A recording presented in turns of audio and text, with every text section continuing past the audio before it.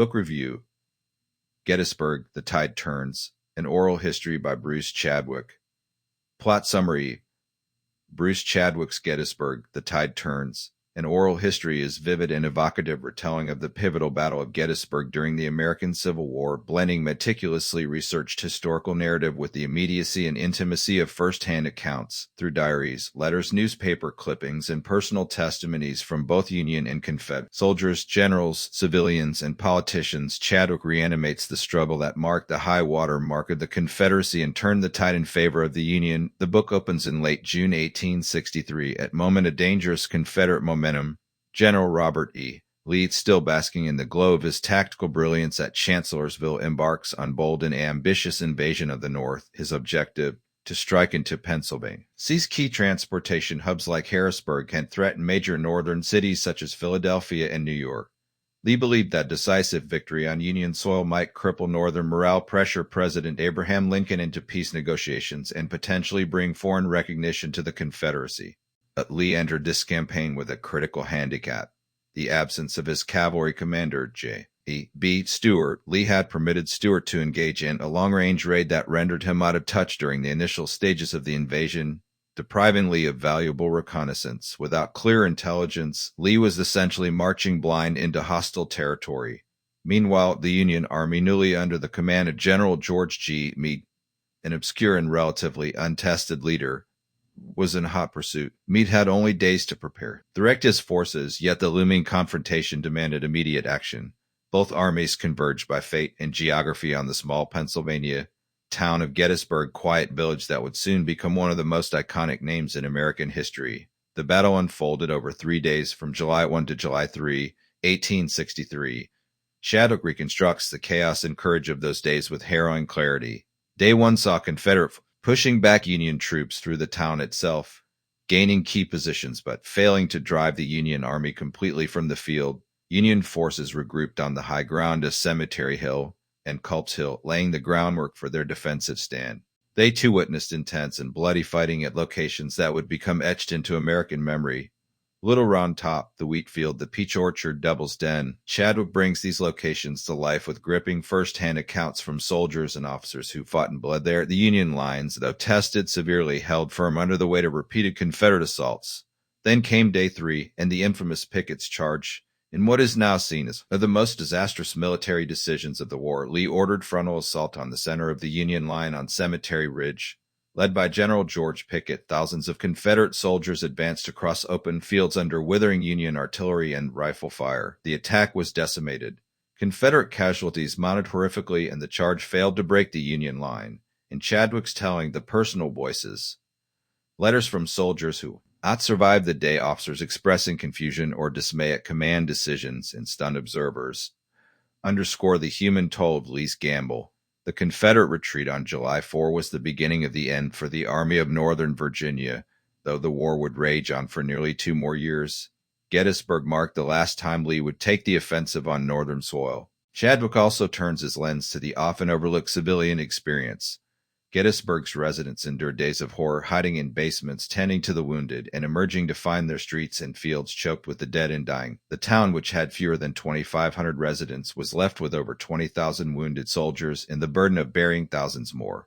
President Lincoln's visit to the battlefield in November 1860 provides poignant close to Chadwick's narrative. In few short paragraphs, Lincoln delivered the Gettysburg Address, speech that would reshape the nation's understanding of the war and its purpose. With its invocation of liberty, equality, and national rebirth, the speech transformed Gettysburg from military turning point into symbol of American ideals and resilience. What distinguishes Gettysburg? The Tide Turns is Chadwick's hybrid approach. While many Civil War histories rely on bird's-eye perspective, Chadwick plunges readers directly into the action through oral history.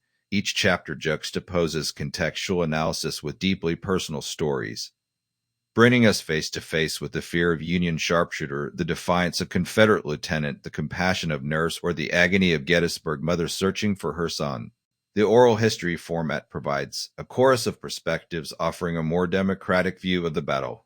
Not only generals and politicians, but privates, orderlies, townspeople, and journalists become narrators in this grand, tragic drama. These voices, drawn from a wide array of archival sources, speak across time to illuminate both the grandeur and the horror of war. Chadwick also offers critical analysis of leadership. General Meade, overlooked in Civil War historiography, receives due credit for his competent and steady leadership under extraordinary pressure. Lee, by contrast, is portrayed as brilliant but fallible, his confidence perhaps clouding his judgment during critical moments of the battle. As the subtitle suggests, the book frames Gettysburg as the moment when the tide turned. Though battles like Vicksburg and Antietam were also significant, Gettysburg has come with the Union's moral and military resurgence. Chadwick doesn't romanticize the war or its costs, but reminds readers why Gettysburg matters. Not only as strategic military victory, but as defining moment in the American story. In sum, Gettysburg, the tide turns is a powerful and nuanced account of one of the most consequential battles in American history. Chadwick's masterful use of primary sources gives voice to the voiceless, texture to familiar events, and urgency to story we thought we knew. For anyone seeking to understand the true scope and significance of Gettysburg, not just the tactics but the lives changed forever, this oral history offers an indispensable, unforgettable chronicle. Book review. Bruce Chadwick's Gettysburg, The Tide Turns. An oral history is an evocative, immersive, and deeply human account of the most iconic battle of the American Civil War, blending rich historical narrative with searing first-hand accounts drawn from letters, diaries, and contemporary newspaper accounts. Chadwick offers readers multi-voiced, panoramic retelling of the three-day clash at Gettysburg. Moment widely regarded as turning point of the war, his approach brings fresh life to well-trodden topic, reminding readers not only of the battle's strategic significance but also of the immense human suffering and resilience it entailed. Set in the summer of 1863, Chadwick's book opens in the immediate aftermath of the Confederate victory at Chancellorsville.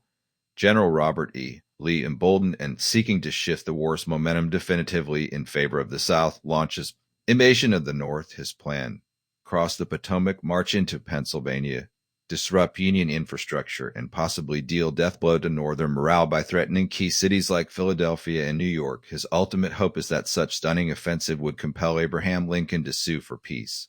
Yet, even as he moved forward with confidence, Lee was not without liabilities. Chief among them was the absence of his cavalry commander, J.B. Stuart, who had embarked on a poorly timed and largely useless scouting mission. This decision would prove to be one of the most consequential errors of the campaign. Deprived of timely intelligence, Lee advanced through enemy territory with limited knowledge of Union troop movements. On the other side, the Union Army had just undergone a change in leadership. With General Joseph Hooker dismissed, the command fell to George Gordon Meade, a relatively young figure at the time. Meade had only days to get his bearings before being thrust into the most significant confrontation of his military career. In Chadwick's telling, Meade's story becomes one of unexpected steadiness and competence in the face of overwhelming pressure. As the armies maneuvered across Pennsylvania, they finally collided in the small town of Gettysburg on July 1, 1863. What followed was a three-day ordeal of staggering intensity, shaped much by terrain and timing as by tactical brilliance or blunder. Chadwick organizes his account with chronological clarity, tracing the arc of the battle from the initial surprise engagement on Day 1 through the brutal combat on Day 2 at locations such as Little Round Top and the Wheatfield to the climactic and ill-fated Pickett's charge on Day 3. Where Chadwick's book excels is in its oral history format, which allows the voices of those who lived through the battle to drive the story. He has combed an impressive array of primary sources: personal letters, home officer reports, battlefield diaries, and newspaper articles, to create living tapestry of perspectives. Soldiers speak of the chaos and terror of battle. Civilians describe the horror of war arriving at their doorsteps. Officers reflect on orders given and decisions made. Some entries are eloquent and poetic. Others are terse and visceral. This multi-voice format gives the narrative dramatic immediacy and emotional resonance that traditional military histories often lack. For instance, Union soldiers' letter might capture the tension of waiting for an artillery barrage to end, while Confederate private records his confusion and fear as he charges uphill into deadly fire. Townswoman describes hiding in her cellar as bullets shatter the windows above. An officer agonizes over loss of comrades. These are not abstract figures on map. They are men and women caught in the terrible crucible of history. Chadwick wisely avoids sanitizing these voices, allowing their rawness and authenticity to convey the battle's true cost. The book also explores key leadership dynamics that shape the outcome. Meade's calm, methodical decision-making proved critical, especially given his limited time in command. Chadwick presents him as a man who rose to the occasion, quietly marshaling the Union defenses and responding effectively to Lee's aggressive tactics. Lee, on the other hand, emerges as both brilliant and tragically flawed. His decision to press forward with Pickett's charge, an open field against fortified Union positions, was not only tactical misjudgment, but also a turning point that cost the Confederacy dearly. Chadwick explores Lee's internal conflict and the way to command, but he does not shy away from critique. The failure of Pickett's charge, he suggests, irrevocably damaged Lee's strategic credibility and marked the beginning of the Confederate decline. What Chadwick accomplishes with particular success is illustrating how the battle not simply contested generals and grand maneuvers, but series of individual choices, acts of bravery, and moments of despair played out by thousands of ordinary Americans. He places equal emphasis on the foot soldiers as he does on the high command. In doing so, he democratizes the history of Gettysburg, restoring the dignity and agency of those often sidelined in traditional military accounts. The civilian dimension of the story is also explored with sensitivity and depth. Gettysburg was not a military installation or strategic fort. It was a rural town caught unaware by the collision of two massive armies. Chadwick paints a sobering picture of civilian life during the battle. Homes turned into field hospitals, churches used as morgues, and families forced to shelter from gunfire in basements. The aftermath was especially harrowing, with more 20,000 wounded left behind and 7,000 dead. Gettysburg became massive burial ground. Residents were tasked with an unimaginable cleanup, their once quiet village transformed into a landscape of carnage and suffering. In the final chapters, Chadwick addresses the moral and symbolic aftermath of the battle. The Union victory at Gettysburg halted Lee's advance and marked the first significant turning point in the war. Yet its true legacy extended beyond battlefield lines. Chadwick highlights President Lincoln's visit to the site in November 1863 and the delivery of the Gettysburg Address. In just 272 words, Lincoln reframed the war's fight not only for Union but for the principles of liberty and equality. Chadwick treats the speech as culmination of the human and national struggle, contextualizing its timeless phrases with the voices of those who bled and died fields below. Stylistically, Chadwick's writing is accessible and fluid, balancing analytical depth with narrative pace. His decision to intersperse traditional exposition with oral testimony keeps the reader grounded in both the strategic overview and the on-the-ground experience. The structure allows the reader to toggle between the broader arc of the war and the intimate human stories that comprise it. One of the book's strengths is its ability to appeal to a wide range of readers. Civil War enthusiasts and military historians, the strategic analysis and battle chronology are thorough and informative.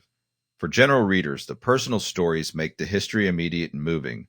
Teachers might find it a valuable classroom tool for introducing students to both the content and method of historical inquiry. By relying heavily on primary sources, Chadwick not only tells story but models how history is constructed. Fragments left behind.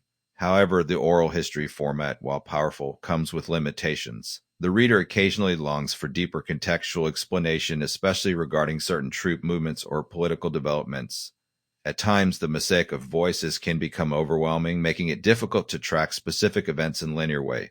Still, this trade-off feels justified by the emotional depth and narrative texture the format provides. Another notable aspect of Gettysburg, The Tide Turns, is its treatment of memory and legacy. Chadwick acknowledges that Gettysburg is not merely a historical event. It is a cultural touchstone enshrined in American identity. The voices in the book not only recount what happened, but also wrestle with its meaning. Why did they fight? What did they witness? How did it change them? In this way, the book is not just about war, but about the endurance of memory, the shaping of national character, and the price of freedom. Chadwick also subtly engages with modern resonances. While the book is rooted in the 19th century, the questions it raises about leadership, sacrifice, national unity, and the moral purpose of war feel enduringly relevant. In polarized modern landscape, the story of Gettysburg reminds us of the high cost, division, and the potential for shared ideals to reunite fractured people. In conclusion, Gettysburg, The Tide Turns, an oral history, stands out as a compelling, compassionate, and illuminating portrait of a watershed moment in American history. Bruce Chadwick's synthesis of traditional narrative and personal testimony breathes new life into story often reduced to maps and numbers. In doing so, he gives us not only history of battle, but chorus of American voices, brave, broken, determined, and unforgettable, for those seek to understand the Civil War not only through strategy and statistics, but through the eyes and hearts of those who lived it. This book is essential reading. Verdict. Masterfully crafted oral history that captures both the strategic scope and the human dimension of the Battle of Gettysburg, deeply researched and powerfully written. Bruce Chadwick's work is standout contribution to Civil War literature and historical storytelling.